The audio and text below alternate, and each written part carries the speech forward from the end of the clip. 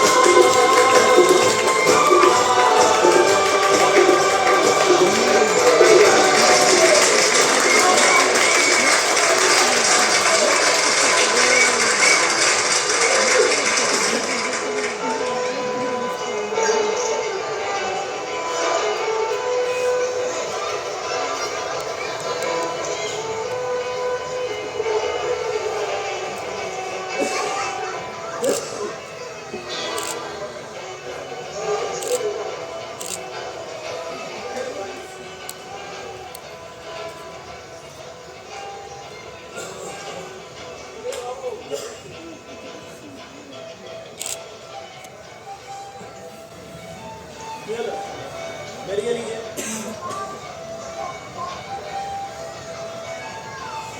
শরীর খারাপ লাগছে নাকি?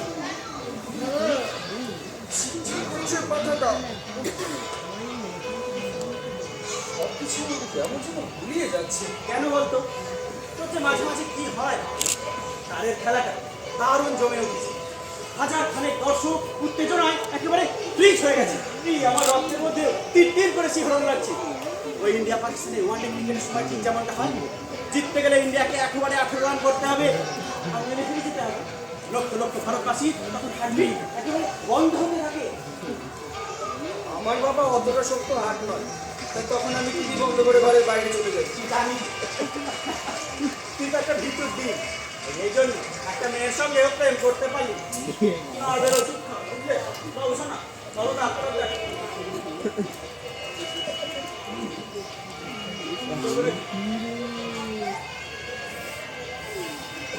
আচ্ছা, ওরকম একটা বাজে চাকরি কি করে করিস বল? শুনেছি অনেকেই নাকি তোদের অফিসে টিকতে পারে। এই ওসব ছাড়, আমি এখানে অপেক্ষা করছি, তুই ভেতরে যা। গাড়ির খেলাটা শেষ পর্যন্ত কি হলো দেখে আয়। হ্যাঁ, মেজাজ করতে গেছে।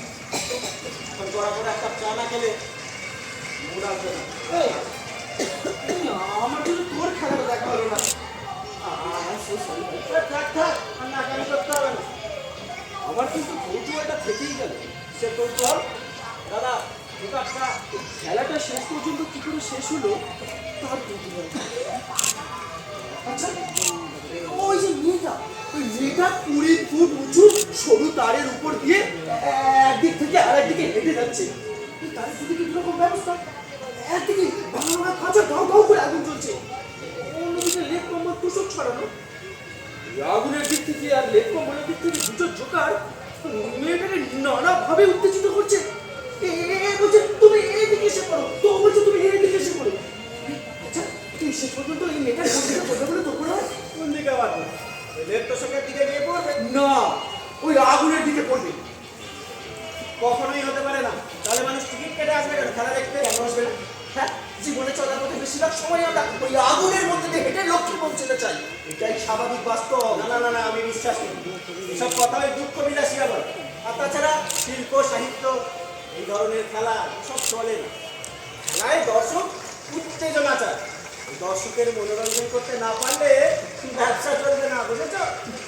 মনোরঞ্জনের সঙ্গে সঙ্গে সমাজের প্রতি কোনো দায়বদ্ধতা থাকবে না। তাই বলে জীবনের অন্ধকার দিকটা, যন্ত্রণা দিকটা বারবার তুলে ধরতে হবে? দাদা চাঁদা নিন, আসছি।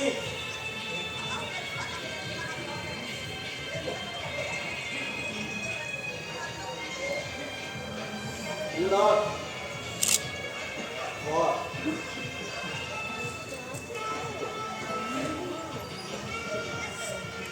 ফালতু তর্ক করিস না বুঝছিস? আমাদের সবসময় পজিটিভ থাকতে হবে। তার মানে তুই বলতে চাস রবীন্দ্রনাথ থেকে শুরু করে সমরেশ বসু এদের সাহিত্য ভাবনা চিন্তা সবকিছু দেখেছি? এই সত্যজিৎ রায়, মৃণাল সেন, ঋত্বিক ঘটক এরাও তো জীবনের অন্ধকার দিকগুলো তাদের শিল্পী পরিবেশন করেছে।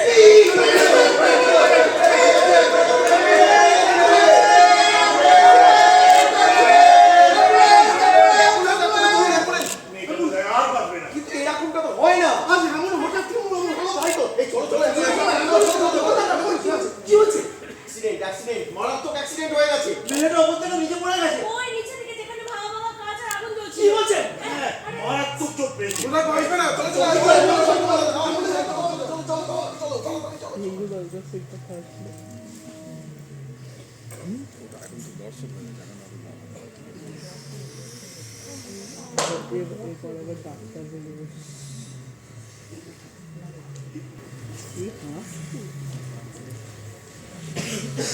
এটা তো একটা অ্যাক্সিডেন্ট। ভাই রোজ রোজ হয় না। শোন, এই ঘটনাকে স্বাভাবিকভাবেই মেনে নেওয়া উচিত।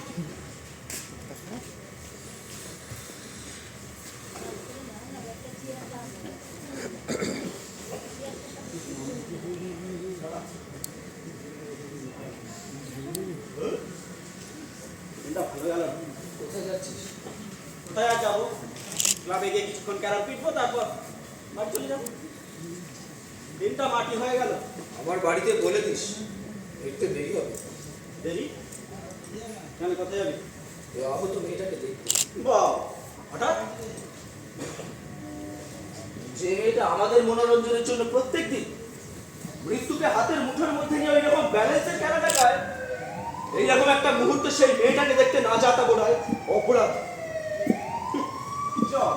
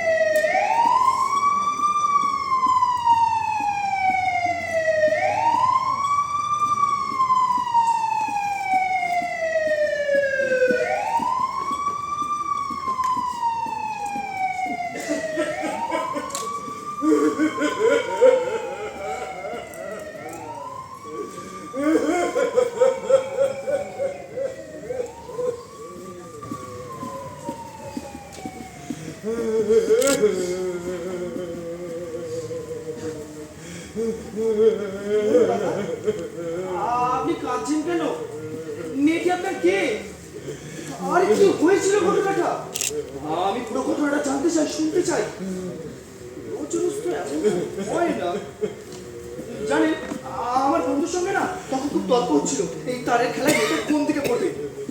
আমি ওকে বলেছিলাম ওই ভাঙা ভাঙা কাঁচার আগুনের দিকে পড়বে। আমার বন্ধু না মানতে চাইনি। ও বললো এটা নাকি তারের খেলার নিয়ম না। তাই আমি জানতে চাই আপনি কাঁদছেন কেন, বলুন না। এই মেয়েটা আপনার কে? আপনারা বোধহয় পরের মেয়ের জন্য কাঁদেন না, নিজেদের জন্য চোখের জল জমা করে রাখেন। না না তা কেন? মানুষ মানুষের জন্য কাঁদবে, এটাই তো মানুষের পরিচয়। কিন্তু আমি জানতে চাই আজকের এই অ্যাক্সিডেন্টের কি কারণ? শুনেছি আমরা তো নেবে দক্ষ খেলোয়াড়। ওই মেয়েটার জন্যই তো এই সার্কাসটা এখনো টিকে আছে, নইলে কবেই উঠে যেত। সেদিন থেকে সরকার সার্কাসে জীবজন্তু নিয়ে খেলা দেখানোটা নিষিদ্ধ করে দিল। এই দিন থেকে আমাদেরও কপাল পুড়লো।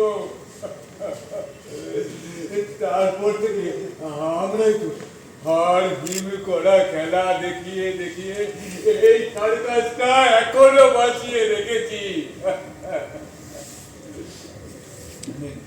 গত 3 বছরে 3 জন মানুষ ট্রফিদের খেলা দেখাতে গিয়ে উপর দিকে নিচে পড়ে মারা গেছে।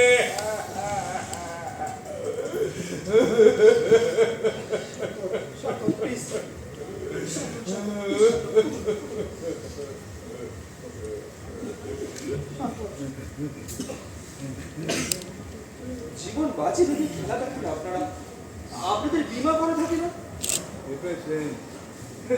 মালিক ঠিক মতো মাইনে পর্যন্ত দেয় না। জানেন, রূপা আজ খেলা দেখাতে চায়নি। ওর শরীর খারাপ ছিল, ছুটি চেয়েছিল।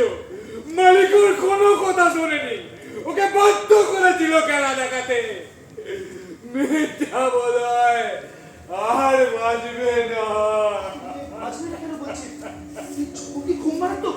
হ্যাঁ, বেকার যায় পড়ে মাথায় লেগেছে, প্রচুর রক্ত বেরিয়েছে, কোনো জ্ঞান নেই।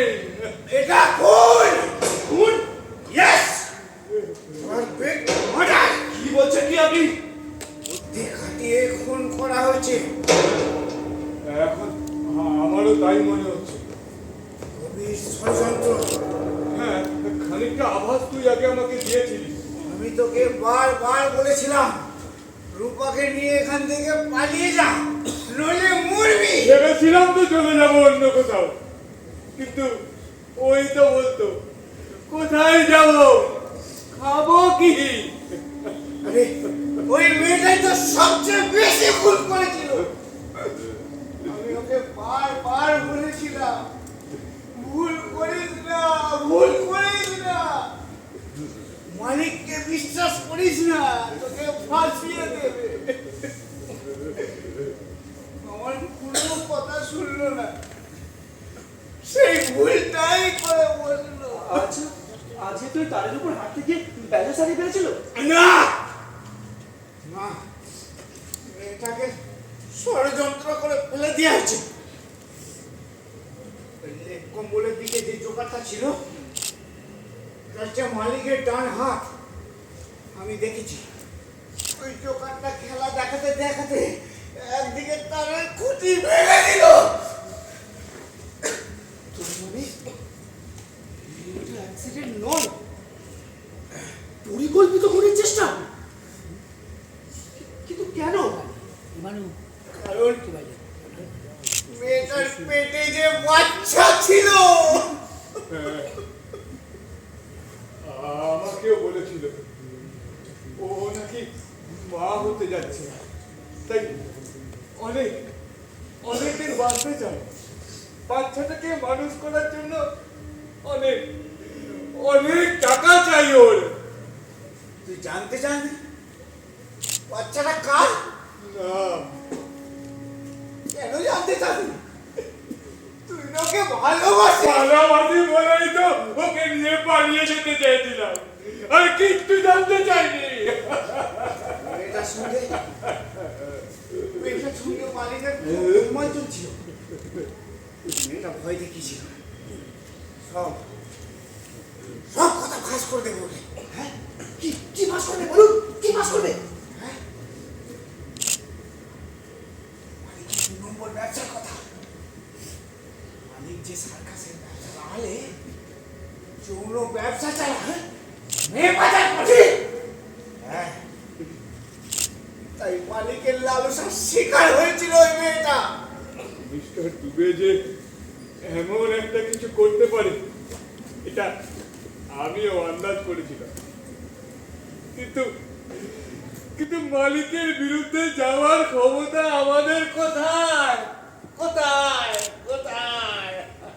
মালিক এক ঢিলে দুই পাখি মেরে দিল। মানে মানে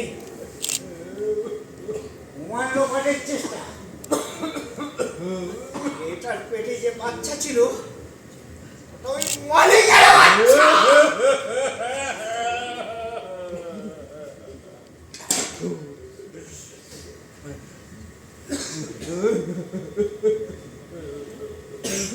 যা শুনলে তার সবটা দিনের আলোর মতো সত্যি বাবু। বিশ্বাস করুন, আলো নেই, কোথাও আলো নেই। চারিদিকে পাপের আধার, কোথাও আলো নেই, কোথাও না।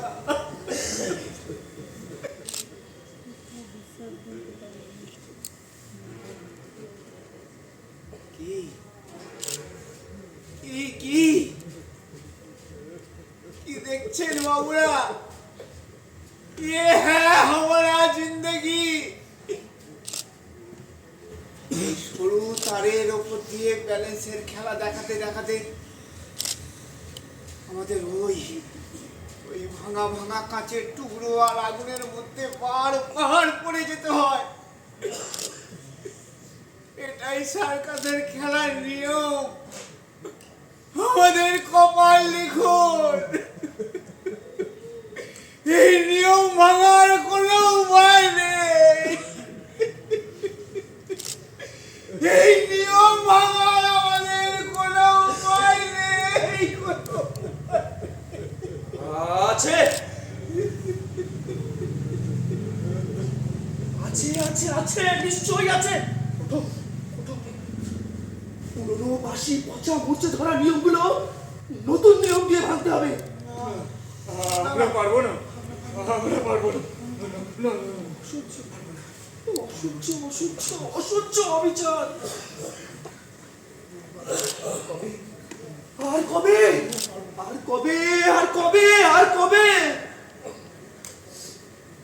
জমছে এক পাহাড় অসহ্য বিচার, স্তব্ধ হয়ে আছি মোরা ব্যস্ততা হাজার। তাই যে নাই খেয়াল পেছনের দেয়াল, যে যেমন সে নিচ্ছি মেনে নাম দিয়ে কপাল। কেউ মরণ অকাল, কেউ ভয়ে কাতর, কেউ বাণীর উপায় বশ ভাঙরে কাতর। আর কবে আর কবে আর কবে আর কবে আর কবে